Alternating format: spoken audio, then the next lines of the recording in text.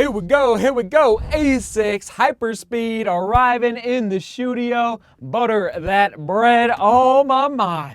ASICS is bringing it back, everyone. So, this is an old road racing shoe from ASICS that I have not seen, and maybe let me know in the comments, have you raced or trained in old ASICS Hyperspeed models, okay? From what I understand, this shoe hasn't been on the market for 3 or 4 years. I was doing a little research. It was kind of hard to find information on it, but I was finding this shoe on eBay, okay? That's where I saw this shoe popping up. People selling old versions of their Hyperspeed. So there it is. And yes, people were, I posted this on Twitter and on Strava, and people were like, Seth, is that the shoe that Sarah Hall raced in the London Marathon like a month ago? And it is not. It is not Sarah Hall's racing shoe. I wish it was. Oh, wouldn't that be amazing? And it is not, where is it? Here it is. It is not a different colorway for the ASICS Meta Racer, okay? Different shoes. Actually, well, okay, I'll weigh this shoe, and I just thought of this. I'm gonna weigh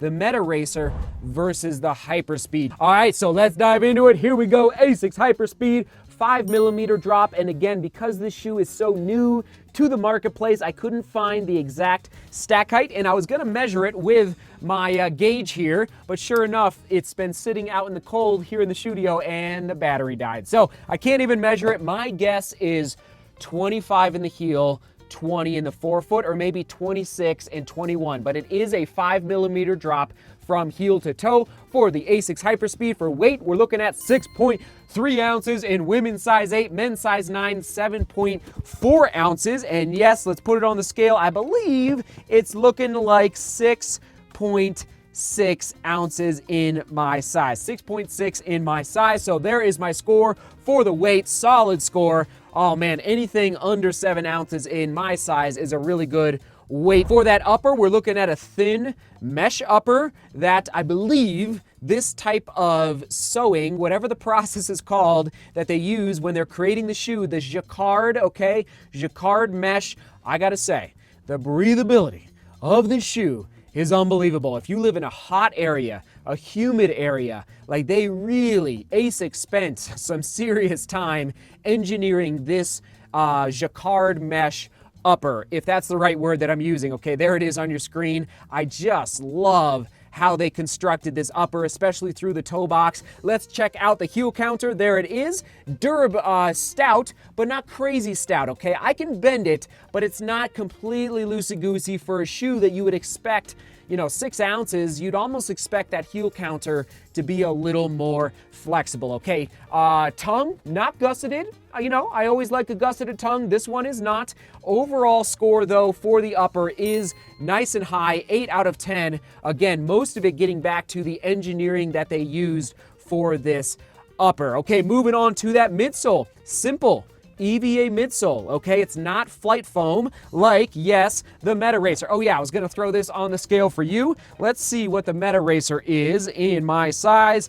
6 ounces. So the Meta Racer is about a half an ounce lighter, excuse me, than the Hyperspeed, okay? So EVA midsole, I was shocked. I was a little concerned out there pulling this shoe out of the box, lacing up. I was shocked at how bouncy and how much energy return I felt underfoot when I was testing this Hyperspeed. And I should have mentioned I took it out for a 10-mile run, 16 kilometers, okay? And frankly, because that midsole, it's not crazy high. In fact, it's a little on the lower end. I thought my legs were gonna feel fairly beat up by the end. Let's do the durometer test. Here we go. Oh yeah, there it is.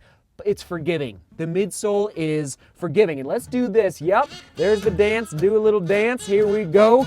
Butter that bread. So it's got a dance. It's got a twist. Not as much as the SKECHERS shoes that I've been testing out recently, like the GOMEB Speed 6 Cloak. In fact, let's just do this twist real quick. I mean, this guy is just twisting all over the place. So, okay, midsole score, overall, solid score for the Hyperspeed.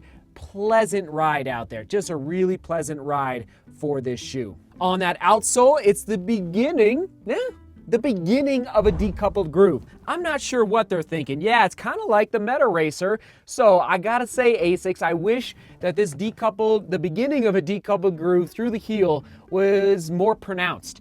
Like the Nova Blast, okay? I just love what they did on the bottom of the Nova Blast here, just creating that groove there through the heel. It creates, in the Nova Blast, and I love this shoe, it creates a little bit of a trampoline feel underfoot. Again, just back to that fun, bouncy ride, and I enjoy that when I'm out there, you know, getting, not easy days, but just a little more up to my steezy days. That's a good one, steady and steezy days in the Nova Blast. Okay, so for that outsole score, it's not very good because there's too much rubber on the outsole. ASICS, you just don't need this much. They could have stopped the rubber right here and just had rubber under the forefoot. All this rubber through the midfoot, it's just not necessary, which increases the weight of the shoe. For the fit, there you go, true to size, no issues with the fit.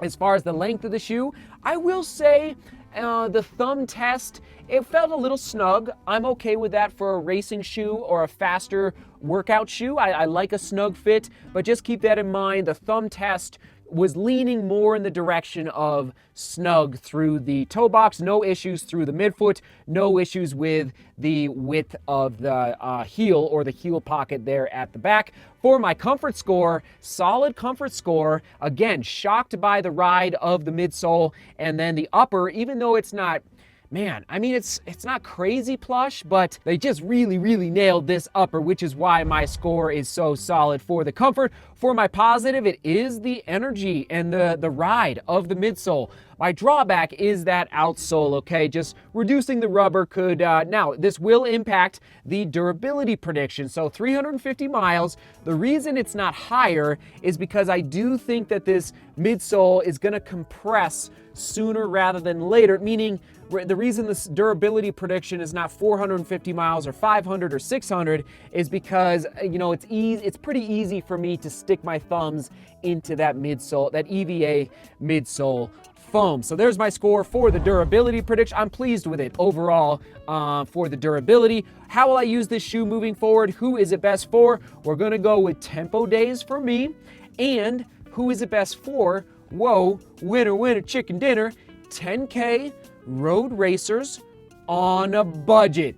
Value shoe alert, $90. If that's a correct price point, that's an amazing price point. And the reason I say if is that it's not quite available yet. At least I have not seen it available on ASICS as of the recording of this vlog from ASICS or from Running Warehouse. As soon as it is available, I will post it down below in the description. So $90 is unbelievable. So if you want to pinch those pennies, I mean, I'm talking, you could use this for tempo days.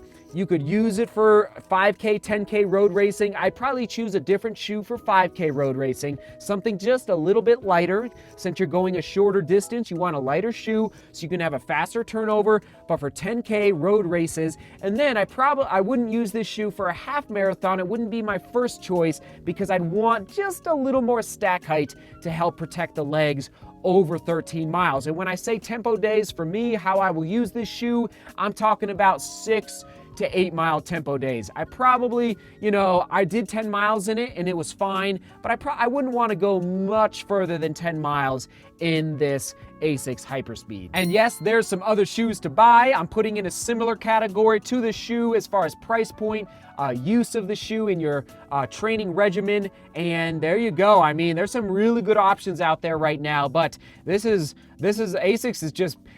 is bringing the heat in 2020. I'm telling you, they are making a strong argument for being the running shoe company of the year, in my humble opinion. But we're not done yet in 2020. I frankly was not expecting to test out this shoe in 2020. So they're bringing it back, the ASICS Hyperspeed. And yes, there is my final early score, 8 out of 10. We broke into the 8s. That means I like the shoe a lot. Question of the day: what has been your favorite ASICS running shoe thus far in 2020? Favorite ASICS running shoe thus far? I know I've asked that before, but it never hurts to refresh our memories. down below in the comments. I always say the ASICS Nova Blast has been my favorite ASICS shoe, but I always forget about the ASICS Gel Nimbus Light. ASICS Gel Nimbus Light, also love that shoe a lot from earlier in 2020. Thanks for being here. Thanks for watching. Again, a lot of running shoe reviews publishing on the channel in the next, 2, 3, 4 days. I appreciate you tuning in, everybody. All right. Right here, we'll toss it to the ASICS running shoe playlist right here. ASICS running shoe playlist right here. Seek beauty, work hard, and love each other. See you tomorrow.